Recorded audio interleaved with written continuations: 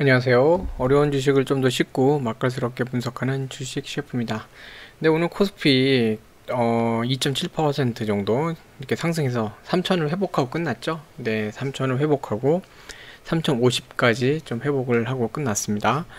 오늘 뭐 사실 상승하게 된 그 계기가 이제 외인들이 순매수를 했죠.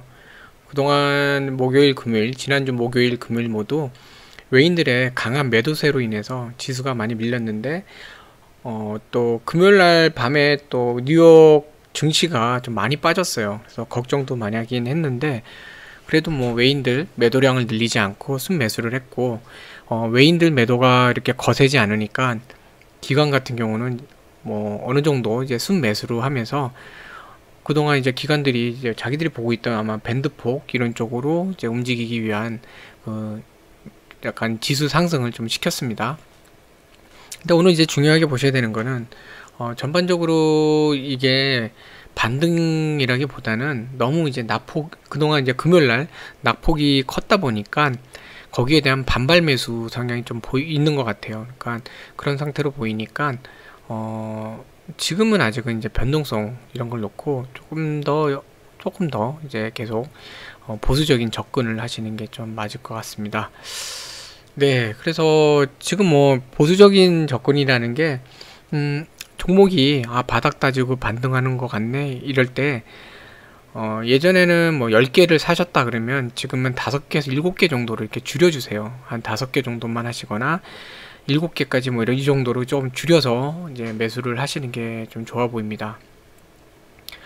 이렇게 변동성이 클 때는요, 내가 한 번에 크게 이렇게 수익을 낸다 이런 게 아니라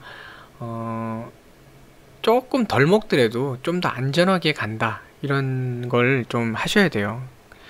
그렇게 하셔야 되고 만약에 하나라도 이제 변동성 때문에 그런 거 있잖아요. 그러니까 주식이 막 이렇게 내가 좀 덜 샀는데 막 올랐어요. 내가 저거 했으면 더 벌 수 있는데 물론 상대적 박탈감 생길 수 있죠.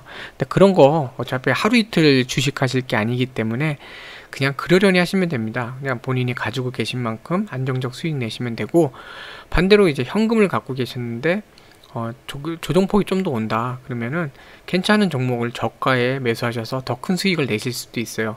그러니까 미래 기대치는 더 좋을 수도 있거든요. 그러니까 그런 관점으로 어느 정도 현금을 계속 유지하시면서 하시면 좋을 것 같은 그런 장세입니다. 네, 현금이 나쁜 게 아닙니다. 현금이 기회비용이에요. 그것도 어떻게 보면. 네. 자, 그래서 오늘 그 코스피 보면은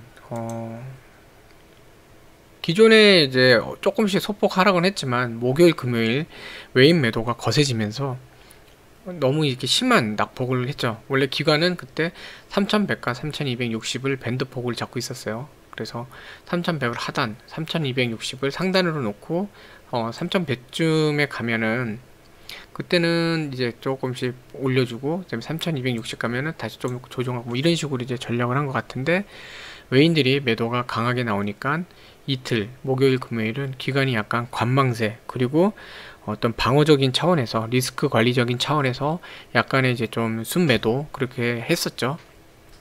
네.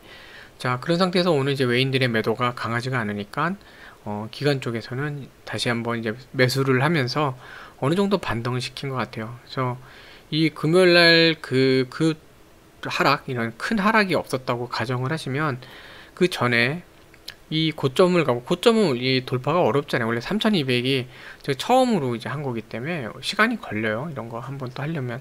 네.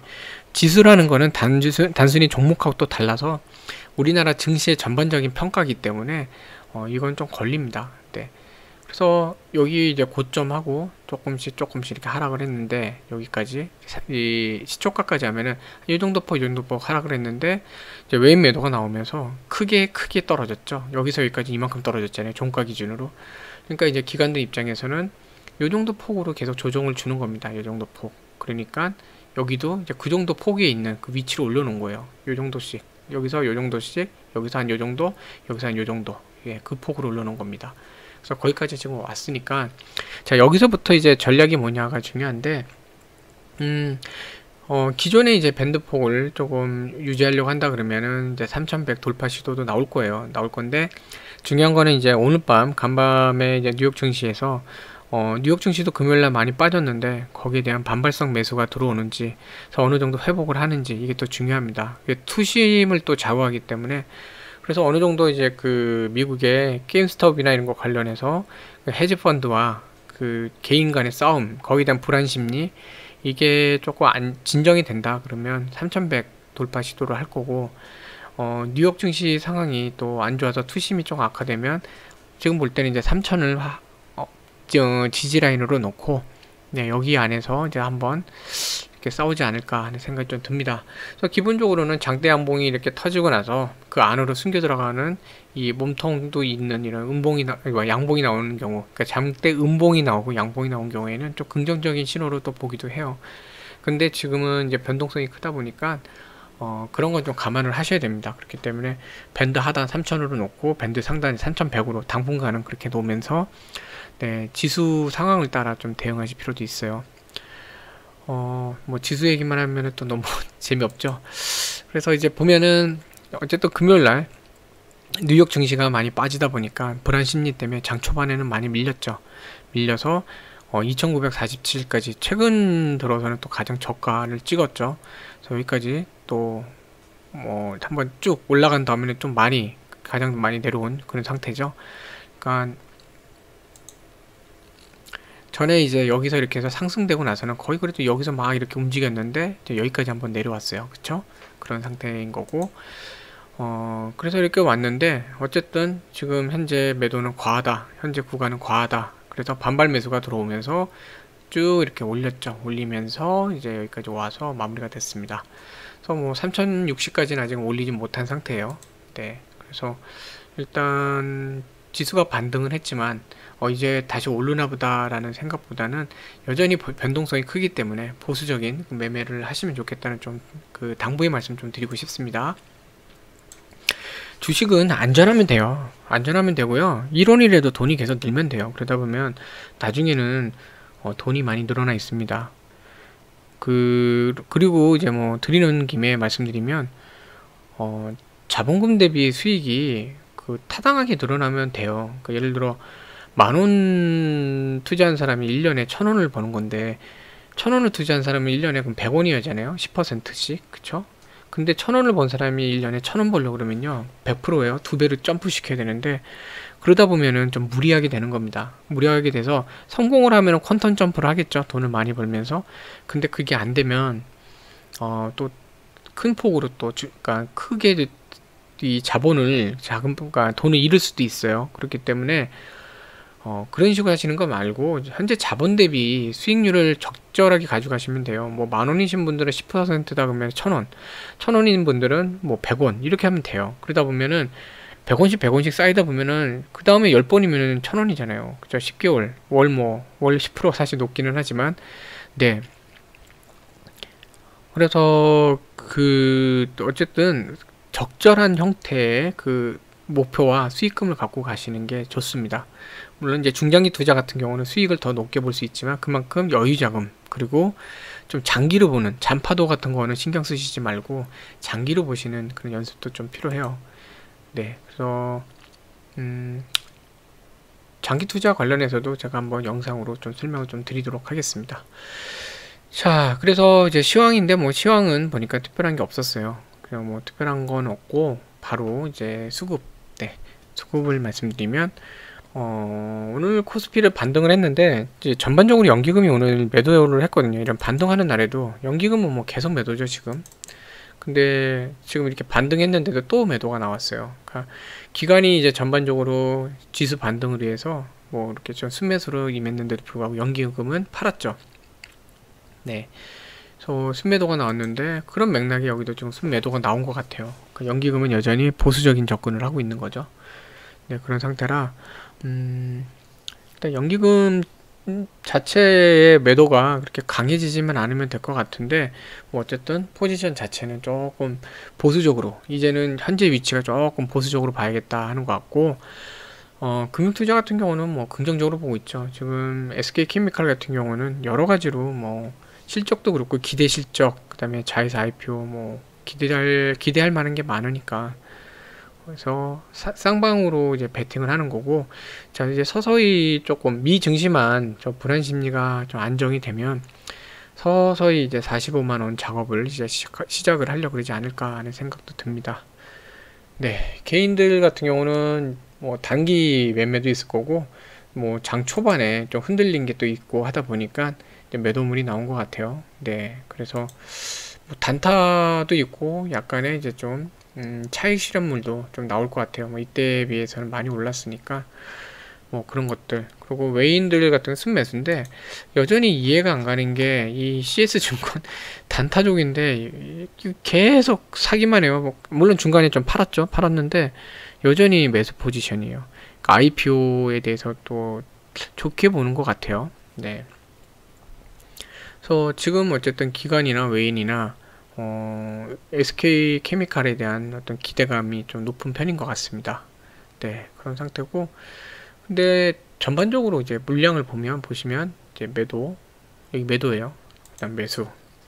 외인이나 기관이 참여율이 높진 않아요. 그러면 외인이 좀 참여하지, 기관은 뭐 거의 네, 거의 뭐 기관은 없는 둥 있는 둥 그냥 발만 담그고 있는 쪽이라 사실 기관 쪽은 네, 크게 뭐 이렇게 쏟아내는, 투심이 약할 때 이렇게 크게 쏟아내는 것만 아니면 뭐 괜찮을 것 같아요. 외인이 중요한 것 같습니다. 외인들.